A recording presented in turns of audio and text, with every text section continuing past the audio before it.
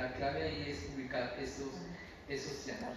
Entonces aquí nuevamente vemos el conducto hepático derecho-izquierdo, el conducto hepático común que se une con el conducto cístico para formar el conducto colédoco, y el conducto colédoco se une con el pancreático principal o de Wilson que llamaban antes para formar la ampolla hepatopancreática, que finalmente va a drenar a nivel de la papila duodenal mayor o de Vater, que llaman en la nómina francesa.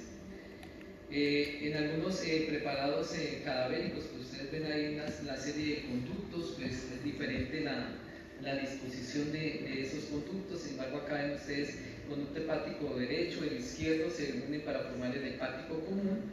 Allá posterior, con una implantación posterior, está el conducto cístico que al unirse con el hepático común forman el conducto colédoco.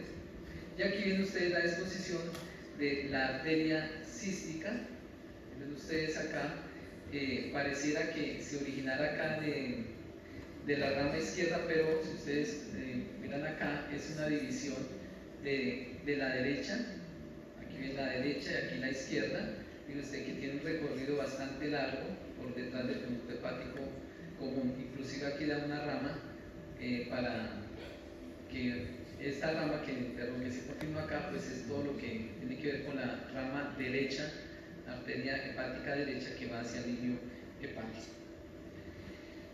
Este es el colédoco. Miren la porción supra-retroduodenal, esta es una vista posterior. Aquí vemos esa porción pancreática y localmente la porción intramural del conducto colédoco, que un diámetro importante que usted lo tenga presente es que tenga unos 6 milímetros por mucho de diámetro, porque si hay más de 6 milímetros, viendo una ecografía podemos hablar que hay una dilatación de la vía y de pronto hay un cálculo ahí. Preguntas allá atrás.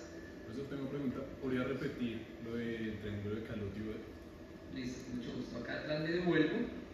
Y entonces el triángulo, los límites, el de Boudet o triángulo hepatocístico, porque uno de sus límites superiores es la cara inferior del hígado. Los autores hablan del borde inferior, pero es la cara inferior del hígado. Luego tenemos el otro límite, sería el conducto hepático común, y el otro límite de ese triángulo es el conducto cístico. ¿Cuál es su importancia? Que en el triángulo vamos a encontrar la arteria cística.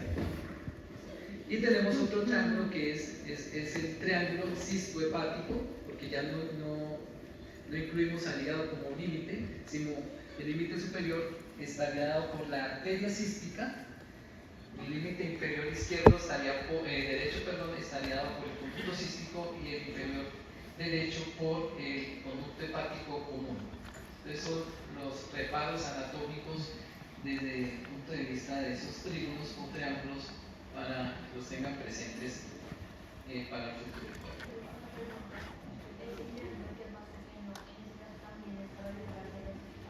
En ese caso se toma como referencia, es para ubicar más que todo, sobre todo el conducto cístico, ¿no? Porque uno de los límites es la arteria, pero si usted diseca el peritoneo entre las dos estructuras, pues ya puede llegar fácilmente tanto la arteria como el conducto.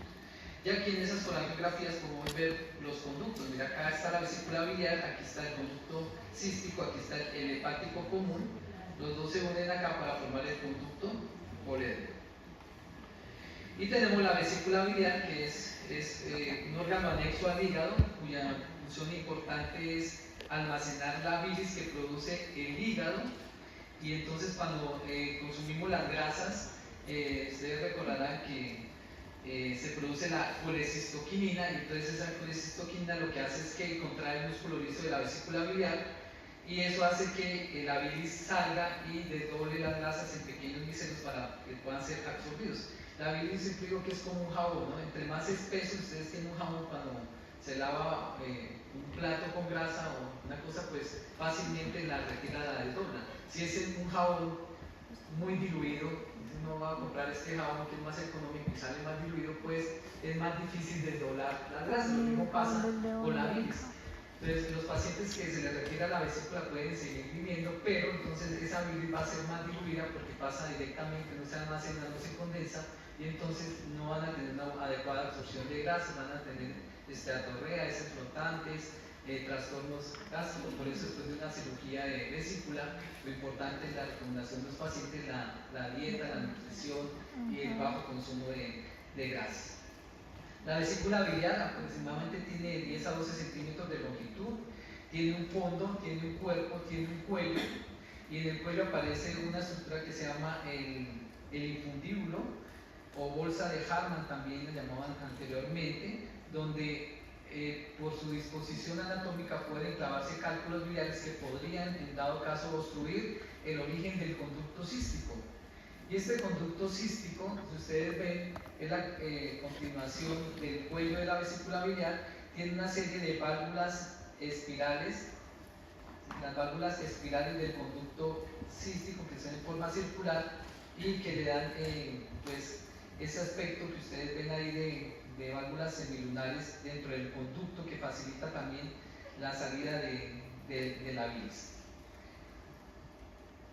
Entonces aquí vemos en una ecografía, podemos ver la imagen de la vesícula biliar. Aquí ustedes no ven imágenes blancas, por decirlo así, que nos indiquen que hay cálculos biliares.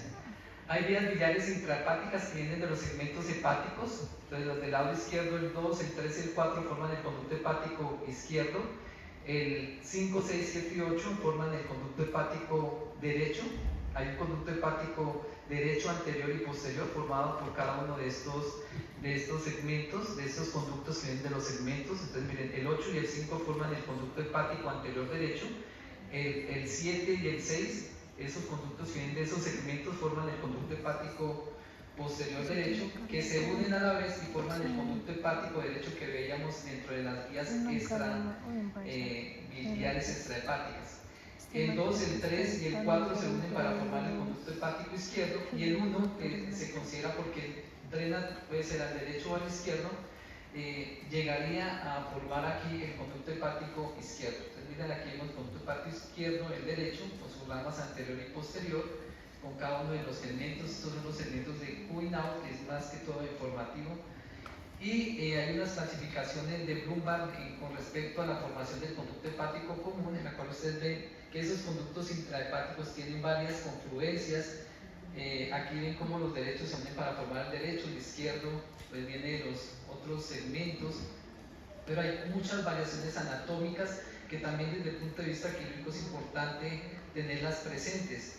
Por ejemplo, esta variación, esta clasificación según Blumberg, en la cual ustedes como ven el ramo anterior del conducto hepático derecho llega al conducto cístico. Si uno no tiene en cuenta que hay estas variaciones, pues liga el conducto cístico, pero a la vez está ligando el drenaje del lóbulo derecho, de los segmentos derechos de algunos de los segmentos derechos del lóbulo derecho del hígado. Entonces deja con alteraciones también ese hígado.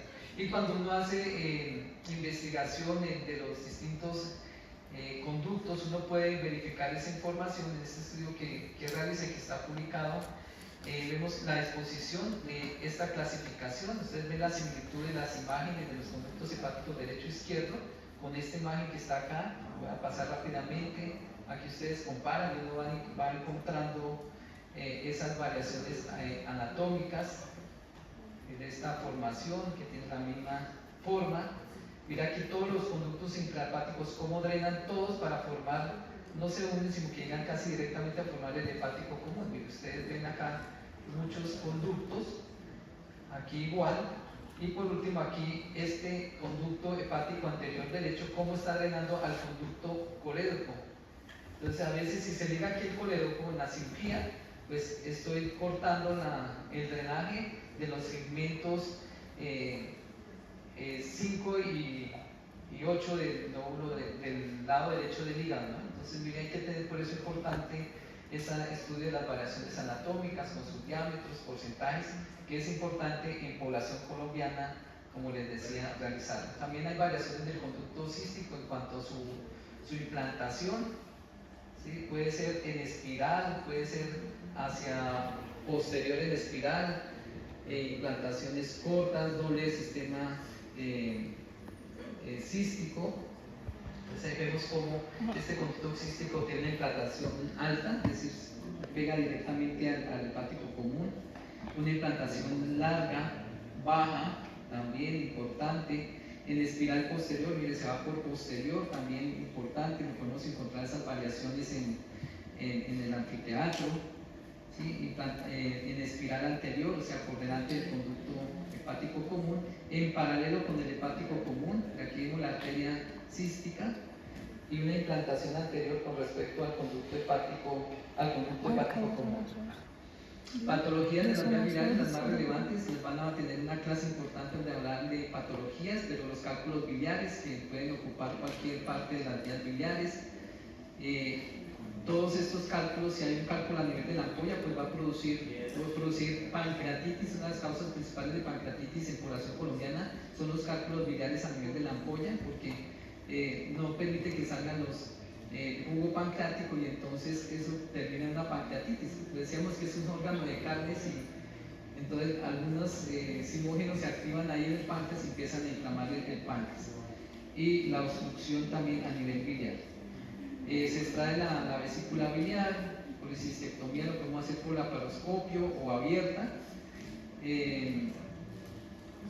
Bueno, este era el video por tiempo no lo voy a proyectar.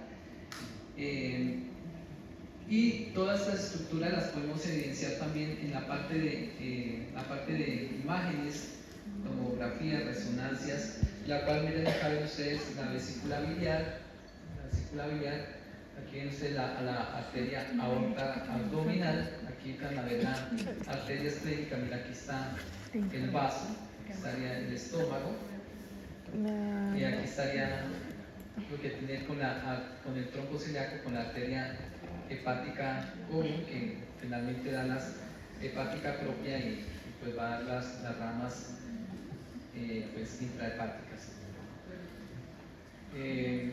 Aquí en esta imagen vemos lo que es la vena cava inferior con el sistema porta, que lo vemos acá. Este sería parte del sistema porta, la vena porta. Mira aquí la vena mesentérica superior con la esplénica, tomando la vena porta, y si vamos más hacia posterior, podemos ver ya la vena cava inferior, aquí viene la vena renal izquierda. Variaciones de la arteria hepática, es decir, se puede originar del tronco celíaco directamente cada una de las arterias hepáticas derecha e izquierda, de la independiente desde el tronco celíaco o inclusive desde la arteria mesentérica inferior. Son variaciones, no anormalidades, es decir, los pacientes viven normal. Una cosa es anormal, otra cosa es variación anatómica. Variaciones de la arteria cística en cuanto a la distribución también. Y bueno, la vena porta, aquí ya la hemos visto en patologías, venas esofágicas por hipertensión portal, por cirrosis hepática, en el cual la sangre no puede fluir adecuadamente hacia el hígado. Y entonces una de las manifestaciones clínicas son a nivel de la unión porto-cava, que lo vimos en la clase anterior, las venas esofágicas que drenan a la vena ácidos, pues se congestionan y los pacientes pueden llegar con hematemesis, vómito con sangre a urgencias, y hay que investigar que de pronto es que la arteria, la vena porta, esté obstruida o que haya una cirrosis y que produzca una hipertensión portal. Estos son signos de hipertensión portal, el cabeza de medusa. Cuando hay cáncer también se asocia con ascitis, con acúmulo de líquido en la cavidad peritoneal, abdominal, y entonces son signos serológicos que ustedes tienen que tener presentes. Lo más importante es que la cirrosis está asociada lógicamente con el consumo de alcohol, entonces pues la recomendación, la prevención y la promoción, prevención de la enfermedad y promoción de la salud, la recomendación es que no consumir alcohol, así como imagino que ustedes lo hacen, ¿no? Como estudiantes de la salud. El cáncer del hígado, que puede ser in situ, y cuando hay hipertensión portal, miren cómo se congestiona, y entonces hay unas técnicas quirúrgicas que lo que hacen es que se hacen unos chun portocavos para disminuir la frecuencia o la sintomatología. Algunas imágenes con algunas patologías que no voy a entrar en detalle. Las patologías simplemente se pueden ver quistes biliares a nivel de las vías biliares, aquí con dilataciones, quistes en la enfermedad de Carolí, los cálculos biliares pueden ser de colesterol, de ácido úrico, de calcio. Ahí vemos, mire, todos esos cálculos en la vesícula, cómo se ve históricamente un cálculo, cálculos de pigmento, colesterosis, es decir, colesterol acumulado en la pared de la vesícula biliar. Ecográficamente, mira, aquí vemos la vesícula biliar, esta imagen hipercóica que es blanca, se ve color blanco, que corresponde a un cálculo biliar. Miren acá esta tomografía, vemos aquí cálculos en la vesícula biliar, litiasis vesicular después de la cirugía. Podemos ver ecográficamente dilataciones de esas vías biliares con la pancreatografía retrógradas endoscópicas que se hacen por vías digestivas altas. Se ingresa a las vías biliares desde el duodeno para hacer diagnóstico, para hacer procedimientos quirúrgicos. Aquí tenemos también presencia de cálculos biliares, miren acá en la vesícula biliar, litiasis residuales, se hace la cirugía y se dejan cálculos en el polédromo, entonces también a veces en el presente esas circunstancias. Aquí estenosis del conducto que produce obstrucción y las obstrucciones también por pancreatitis que nos obstruye pues el conducto pancreático principal.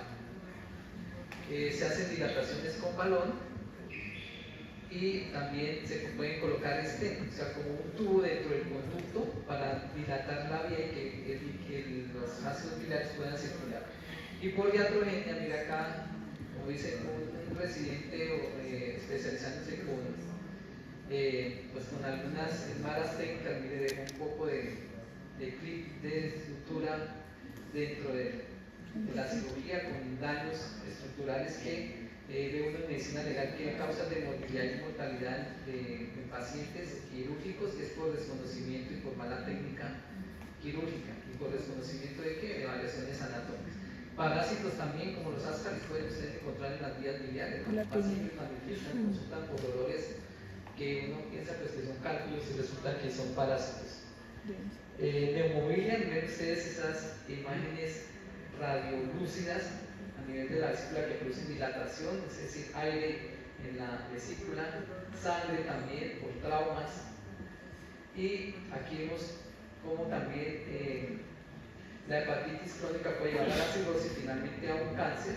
Y miren, las manifestaciones clínicas por obstrucción es que vamos a tener ictericia, que se manifiesta en la mayoría de estos pacientes. Aquí también cálculos o sea, cálculos en la vesícula para terminar, nuevamente cálculos en la vesícula biliar en una ecografía. Y el cáncer de la cabeza de páncreas, que miren cómo ustedes afectan, esto de la anatomía clínica, cómo afecta el conducto polédrico y el pancreático, produciendo lógicamente alteraciones y manifestaciones clínicas tanto hepáticas como a nivel pancreático, ¿no? Entonces aquí vemos un cáncer de cabeza de páncreas, recuerden la relación importante con el duodeno y con la ampolla hepatopancreática, por lo tanto produce obstrucción de esas vías, y una de las manifestaciones clínicas del cáncer de páncreas también es la ictericia. Se colocan biliares para dilatar cuando hay un tumor, pero esto netamente es paliativo, ¿no? Y los trasplantes hepáticos, que pues se puede colocar, puede vivir el paciente con el 25%, ¿no? Y siempre teniendo en cuenta pues toda la anatomía, los segmentos, esto es lo importante de todo esto. Y aparte de los hígados que tenemos en anfiteatro conservados en formol, pues también hay mejores maneras de conservar el hígado y es dejar de consumir alcohol. Entonces una de nuestras funciones es en nuestros pacientes pues darles información y hacer promoción de la salud y prevención de la enfermedad, que es lo más importante. Entonces, como ustedes ven en las distintas clases, trataba de lo más importante porque los temas son densos para las 4 clases que tenemos, pero esto sería, trata de orientarlos, guiarlos, motivarlos para que ustedes en sus prácticas pues tengan la oportunidad de confirmar que lo que ustedes leen en sus casas y lo que estamos viendo acá no hay que ir al anfiteatro a aprender, sino a confirmar lo que ya saben. Esto con la teoría, porque es el ejercicio que debemos hacer. Y entonces estas son las referencias de donde se tomó la lectura de la información. Aquí hay algunos